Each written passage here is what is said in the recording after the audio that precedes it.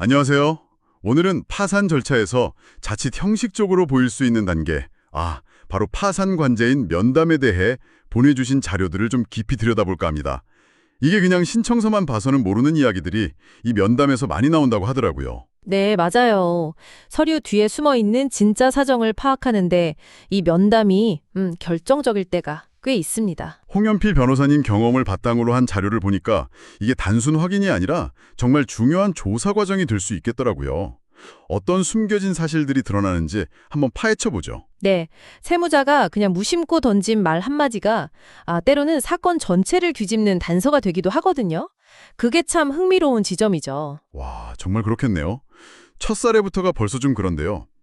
배우자가 신청서에는 그냥 주부다, 식당 직원이다 이렇게 적었는데 면담에서 관제인이 어디 다니세요? 물으니까 채무자가 예전에 운영하다 망한 개인 사업체랑 이름이 똑같은 법인 예를 들어 서초 컨설팅 같은데 다닌다고 답한 거예요.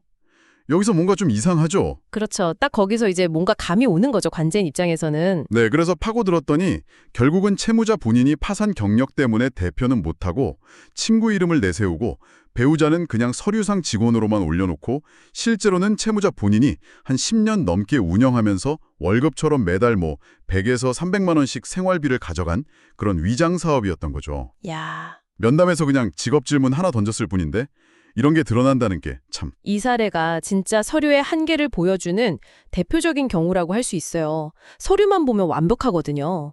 근데 면담 과정에서 관제인의 그 경험에서 나오는 직관, 이게 정말 중요합니다. 어떻게 보면 서류 너머를 읽는 능력이죠. 확실히 서류만으로는 알 수 없는 부분이네요. 자, 다음 사례는 또 갑자기 사라진 임차 보증금 이야기인데요. 경제적으로 어려워지면서 보통 5천만 원에서 1억 원 이 정도 되는 보증금이 어디 갔는지 설명을 잘 못하는 경우가 많다고 하네요. 네, 이게 참 흔한 경우 중 하나입니다. 자료에 나온 분은 시어머니랑 살다가 분가해서 사업을 하셨는데 잘 안 돼서 다시 시어머니 댁으로 합가를 한 거예요. 전세가 한 2억 6천 정도 됐고요. 근데 합가하면서 시어머니한테 9천만 원을 드렸다 이렇게 진술을 했단 말이죠. 이 9천만 원이 좀 중요해지는 거죠. 네, 맞습니다. 이게 나중에 채권자들이 그 돈을 다시 회수할 수 있는 소위 환가 대상이 될 가능성이 생기는 지점입니다. 환가요? 그게 정확히 어떤 거죠? 쉽게 말하면 채무자가 부당하게 다른 데로 빼돌리거나 숨긴 재산을 파산 절차 중에 다시 가져와서 그걸로 채권자들한테 나눠주는 걸 말합니다. 수도권은 보증금 액수가 커서 면제되는 범위도 넓어지고 해서 환가가 좀 줄긴 했지만 그래도 여전히 가능성은 있는 거고요. 특히 면담하다 보면 사실 그 돈 어머니 생활비 드렸어요. 라던가 친척한테 예전에 빌렸던 돈 갚았어요. 이런 식으로 그냥 말씀하시는 경우가 있거든요. 네네. 근데 이게 법적으로 보면 편파 변제라고 해서 다른 채권자들은 못 받는데 특정인한테만 빚을 갚는 행위라 문제가 될 수 있어요. 관제에는 이런 말을 놓치면 안 되죠. 아하, 무심코 한 말이 그렇게 발목을 잡을 수도 있군요. 그렇다면 성인 자녀 재산 조사는 좀 어떤가요? 원칙적으로 성인 자녀, 특히 군대에 가 있는 자녀 재산은 부모라도 조회하기가 어렵다고 들었습니다. 서류 발급이 잘 안 된다면서요. 네, 맞아요. 개인정보보호 때문에 그렇죠. 본인이 아니면 발급이 안 되니까요. 그리고 요즘은 또 파산 절차를 빨리 진행하는 추세라 이걸 막 깊게 들여다보지 않는 경향도 있고요. 그런데 자료에 보면 좀 이상한 경우도 있다고요.